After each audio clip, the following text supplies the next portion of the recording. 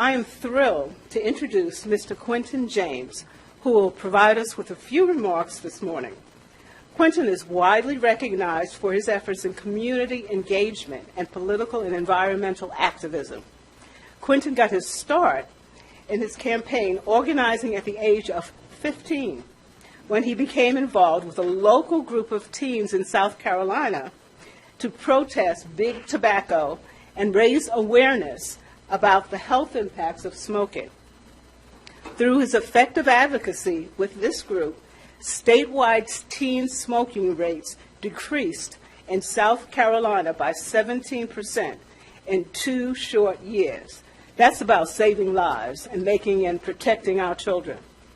A proud graduate of Howard University, Quentin is the former national director for the Sierra Club, Sierra Student Coalition, the nation's largest youth environmental organization. And that is interesting because we talk a lot about the absence of diversity in some of our environmental groups, but Quentin is here to show leadership in that direction. In this role, he had spearheaded efforts to train new young environmental leaders on school campuses. In 2008, Quentin served as the Deputy Youth Vote Director in Ohio for the Obama campaign, where he helped organize 315,000 college students at 32 colleges and universities and doubled voter turnout in at Ohio State University. And in 2011, Quentin co-founded Vestige Strategies, a boutique public affairs firm that specializes in grassroots community engagement, public affairs, and government relations. Quentin represents our new wave of young leaders to whom we can happily and readily hand the baton. I'm so happy that he could join us today. Please join me in giving a warm welcome to Quentin James.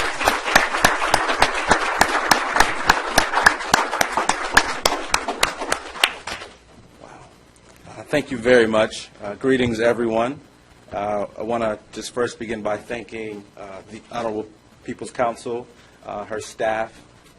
Nicole Sidaraman has been a great friend for a while, and so I want to thank you for all the work you're doing. And like Nicole, me and my wife are expecting our first child coming up soon. Thank you. This conversation in this event today is very timely. Because as I've been kind of working theoretically for the future, the thought of being a father makes this all the more real. And so this morning I want to tell a few stories. As was mentioned, my name is Quentin James. I'm the co-founder and COO of Vestige Strategies. We are a DC-based community engagement firm. In 2012, I co-founded this firm with my wife, so we not only are married, but we're also co-workers.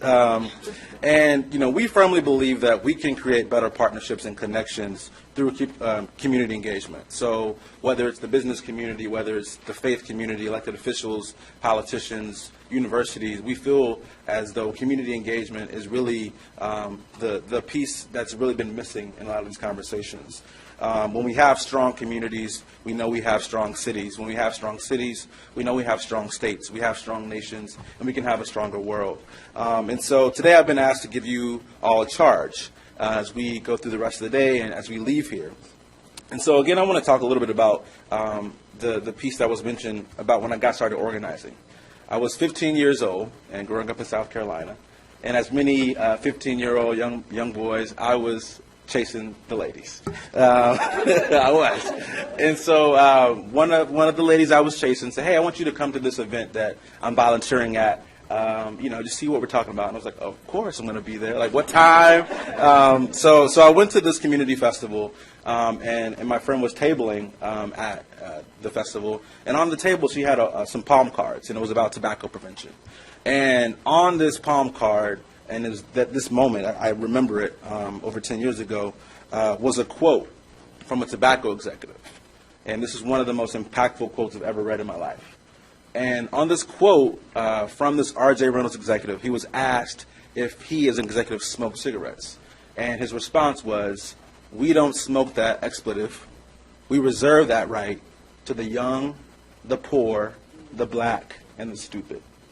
And as a 15-year-old young person, black person, growing up in a state that, routinely ranks in the low 40s in education and in poverty rates, it was at the moment I realized that I was being targeted by a corporation who didn't have my best interests at heart. And that's when I actually found my voice and started organizing in my community.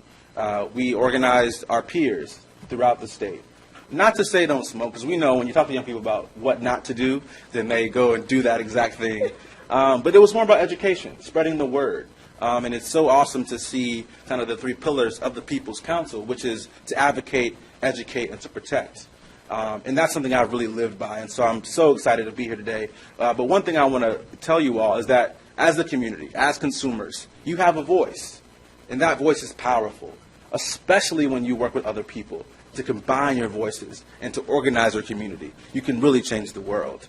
And so, again, our mission was to educate young people on kind of the future, on if you do this, these are going to be the outcomes. And as mentioned, in 2 short years, we reduced teen smoking rates by 17% across the state. And part of that was not just the education, but meeting people where they were. So we didn't do classroom talks. No, we went to football games and basketball games and to the mall and to the movie theaters to meet young people where they were in their environment. So that's another pillar of community engagement that I'm so excited that while we are here today at UDC in this law school and we're meeting and having kind of formal conversations, I also encourage this conversation to be held elsewhere in the community. We're so excited to see on the website for Sustainable DC how community engagement is a pillar of their work as well. The quote said, community engagement has been the foundation of Sustainable DC since it was first initiated in late summer 2011. And so we've seen that there have been community meetings held in communities where people are, where they can access them. Because that's really important if we want to have this conversation really be impactful and further lead to people making changes that will affect their lives in the future.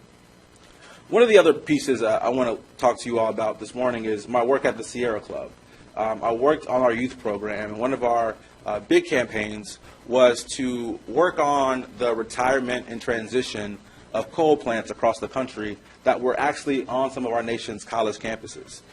We were hearing reports of young people suffering from higher asthma rates because the smog from the coal plants was actually blowing into the dorm room windows. It's kind of hard to imagine big smokestacks being right in the heart of campuses, but that is very true among some of our nation's oldest and largest universities. And so what we worked on was making sure the university could have a just transition, away from this, dirty fuel, dirty energy, because it was a health risk and a health impact. But one of the things that was so impactful for me, kind of getting married over the past few years, is, I'm doing this work professionally and, proud of it, we're saving the world, and was talking with my brother-in-law, who I knew, worked in a factory, but really didn't know what he did. And one day we're talking, and he says, I work at a factory, and we're downstream for the coal plants. And so it's, I'm excited about your work, but I'm going to be out of a job soon because the coal industry is shutting down so rapidly because of the advocacy and activism. And so it really hit me then that, as we talk about these issues of the future and sustainability, it can't be absent from making sure that our communities have employment. We know these industries really employ our communities, and it's going to be tough to tell people you can't provide for your families anymore because we're shutting down these coal plants. And so one thing I was so proud of at the Sierra Club is that we created partnerships with the labor community, with corporations, with businesses to say, how can we create plans for the future that move our workers away and into new technology and into new ways of providing energy. And so, as mentioned today by the elected officials, it's going to be a part of this process, is making sure that while we want to protect our health and protect our communities, we also want to make sure folks can provide for their families and have a just transition away from these manufacturers.